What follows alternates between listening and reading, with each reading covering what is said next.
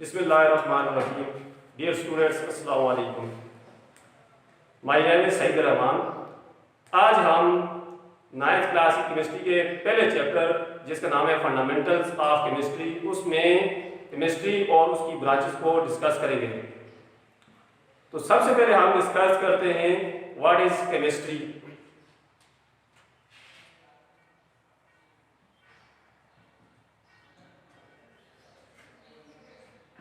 Chemistry is the branch of science which deals with the composition, structure,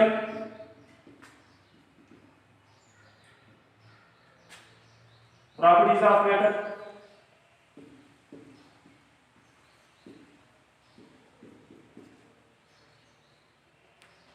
changes occurring in matter,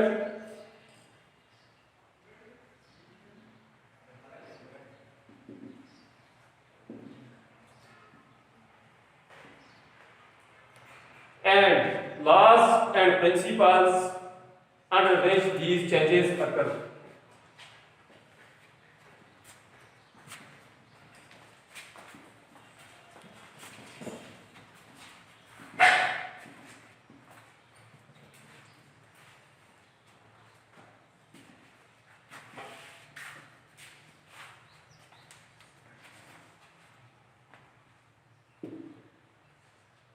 Chemistry is the branch of science which deals with composition, structure, properties of matter, changes occurring in matter, and laws and principles under which these changes occur. Chemistry science की वो branch है जिसमें हम matter की composition के बारे में, उसके स्ट्रक्चर के बारे में, प्रॉपर्टीज के बारे में, मैटर के अंदर जो चेंजेस आती हैं उनके बारे में, और जिन असूलों और कवानीन के तहत ये चेंजेस यानी तब्दीलियां आती हैं उनके बारे में पढ़ते हैं। तो सबसे पहले हम इसमें मैटर को थोड़ा सा डिफाइन कर लेते हैं।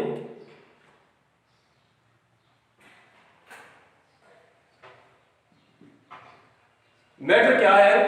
Anything which occupies space and have mass is called matter.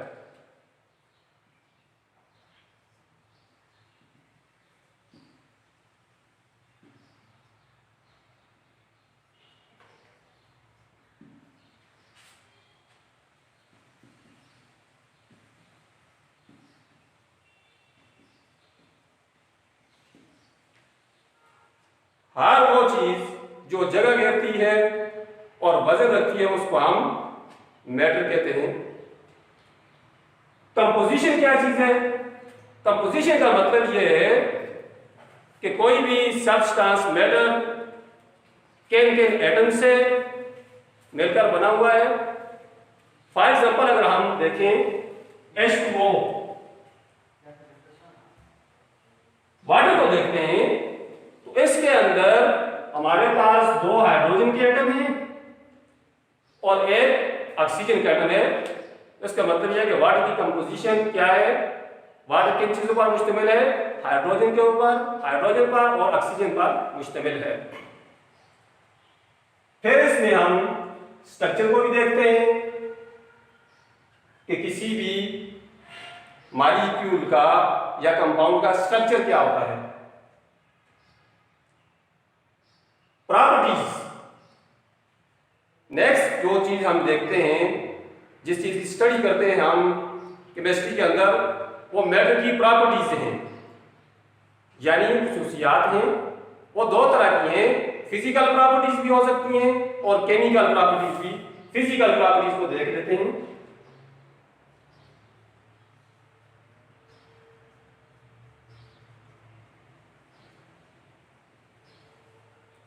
Physical properties वो प्रॉपर्टीज होती हैं जिनको हम अपने सेंस ऑर्गन्स को इस्तेमाल करते हुए डिटेक्ट कर सकते हैं, यानी जो ज़ाहिरी खुसूसियात हैं जिनमें किसी भी चीज का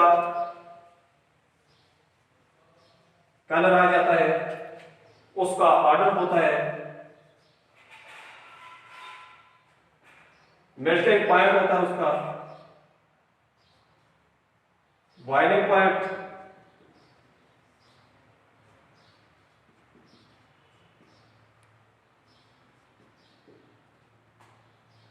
फिजिकल प्रॉपर्टीज के अंदर कलर आ जाता है किसी भी सब्सटेंस का, ऑर्डर यानी उसकी स्मेल क्या है, मेल्टिंग पॉइंट, बॉइलिंग पॉइंट, ये सारी चीजें जो हैं ये हम फिजिकल प्रॉपर्टीज के अंदर डिस्कस करते हैं। दूसरी जो प्रॉपर्टीज होती हैं वो केमिकल प्रॉपर्टीज हैं।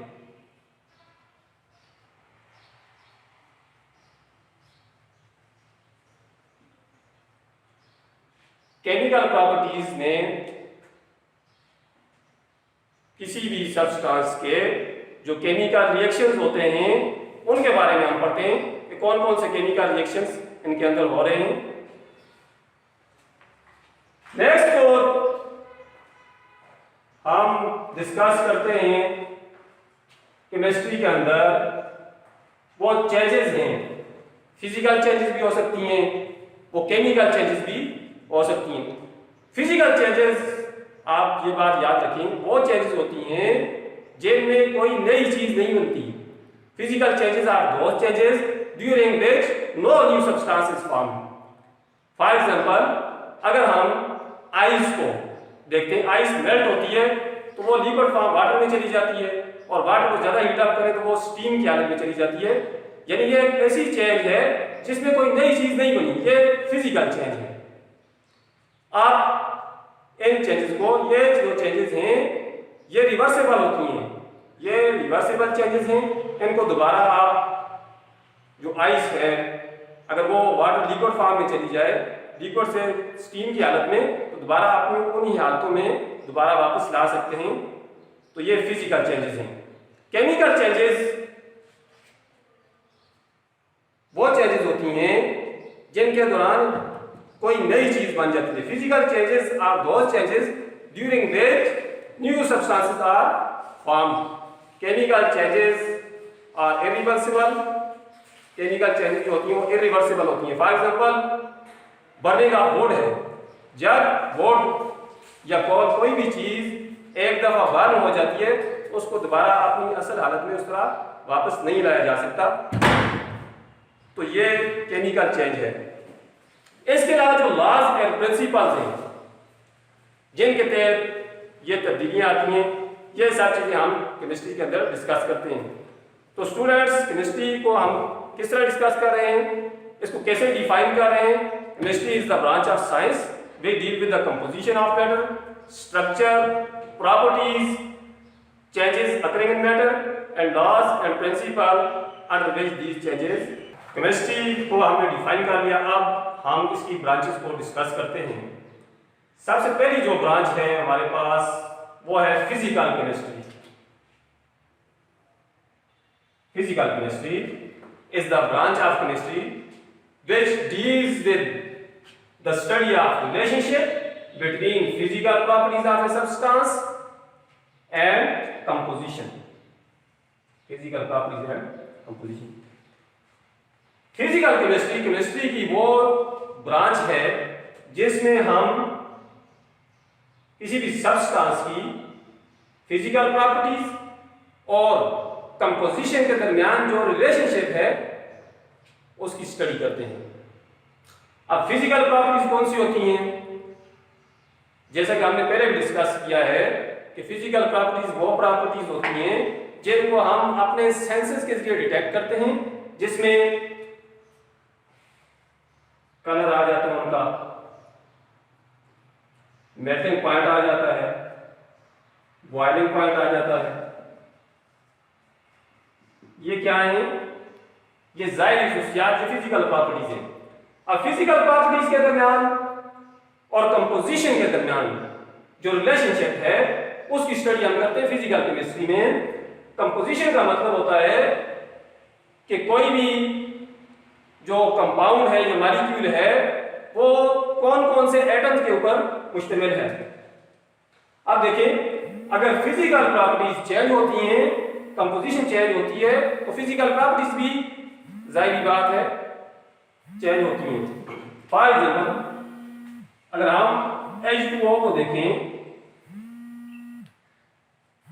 तो इसकी फिजिकल प्रॉपर्टीज, जैसा कि कलर, कोई कलर नहीं होता वाटर का, लेकिन जब हम इसकी कंपोजिशन को चेंज करेंगे यहाँ पर 2 हाइड्रोजन 1 ऑक्सीजन है, 1 ऑक्सीजन की बजाय हम यहाँ पर 2 ऑक्सीजन कर देंगे, 2 हाइड्रोजन 2 ऑक्सीजन, तो ये तो हाइड्रोजन पर ऑक्साइड बन जाएगा, जिसकी वजह से इसका बॉइलिंग पॉइंट भी और मेल्टिंग पॉइंट, कलर वगैरह ये सारी चीजें चेंज हो जाती हैं। यानी कंपोजिशन के साथ एक रिलेशनशिप है फिजिकल प्रॉपर्टीज का। तो जिस ब्रांच में हम फिजिकल प्रॉपर्टीज और कंपोजिशन के रिलेशनशिप को पढ़ते हैं वो फिजिकल केमिस्ट्री है। दूसरी है organic chemistry. Organic chemistry is the branch of chemistry which deals with the study of hydrocarbons and their derivatives. Chemistry की वो ब्रांच जिसमें हम हाइड्रोकार्बन्स और उसके डेरिवेटिव्स के बारे में पढ़ते हैं वो ऑर्गेनिक केमिस्ट्री है। अब हाइड्रोकार्बन्स क्या हैं?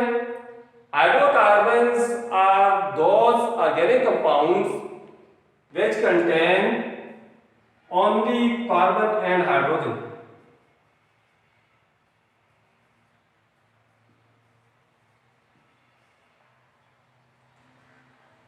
ऐसे कंपाउंड्स जो सिर्फ और सिर्फ हाइड्रोजन और कार्बन के ऊपर मुश्तमिल हो उनको हम हाइड्रोकार्बन्स कहते हैं। और इन हाइड्रोकार्बन से ही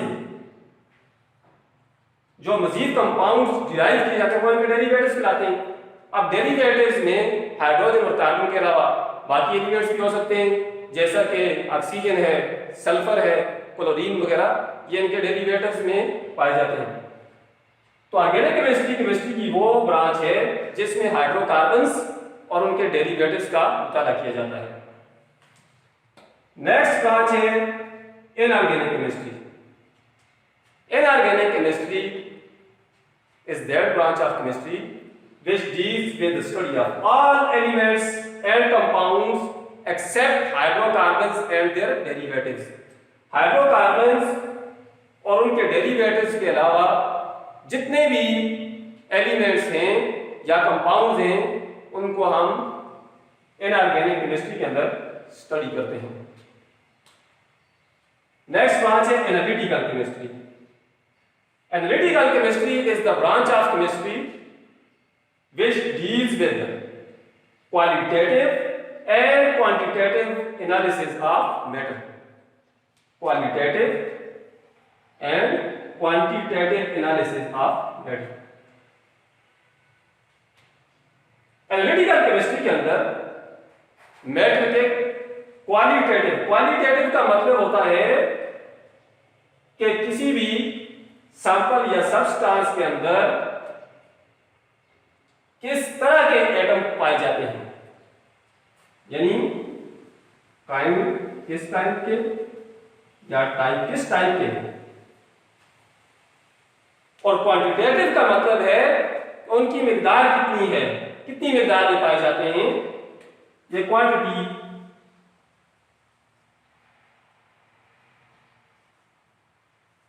के बारे में जो एनालिसिस होता है वो क्वांटिटेटिव एनालिसिस।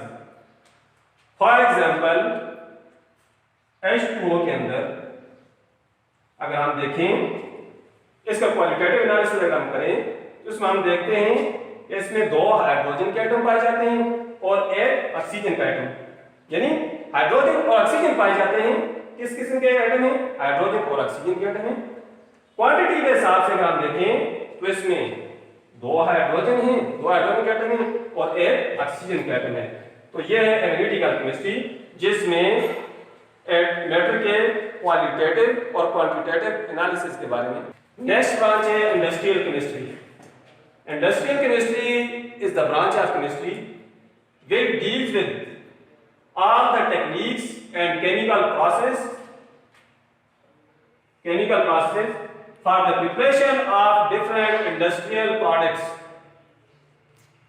इंडस्ट्रियल केमिस्ट्री की वो ब्रांच है जिसमें हम उन तमाम टेक्निक्स के बारे में और केमिकल प्रोसेस के बारे में पढ़ते हैं जो मुख्तलिफ इंडस्ट्रियल प्रोडक्ट्स जैसा कि सीमेंट, गिलास या फर्टिलाइजर वगैरह बनाने के लिए इस्तेमाल होती हैं।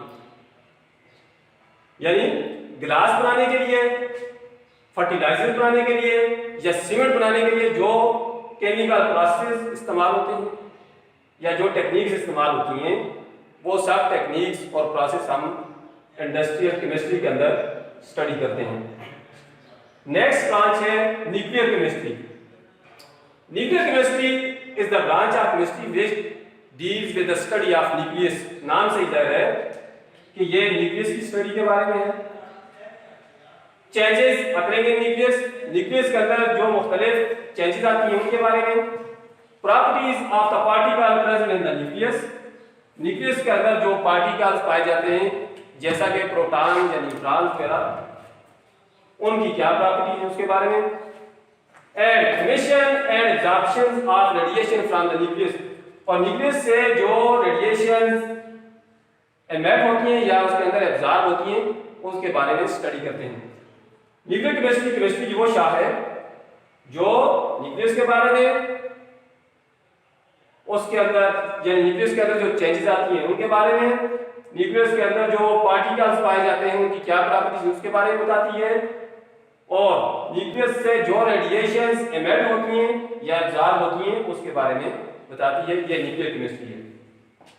नेक्स्ट ब्रांच है केमिस्ट्री की biochemistry. Biochemistry deals with chemical reactions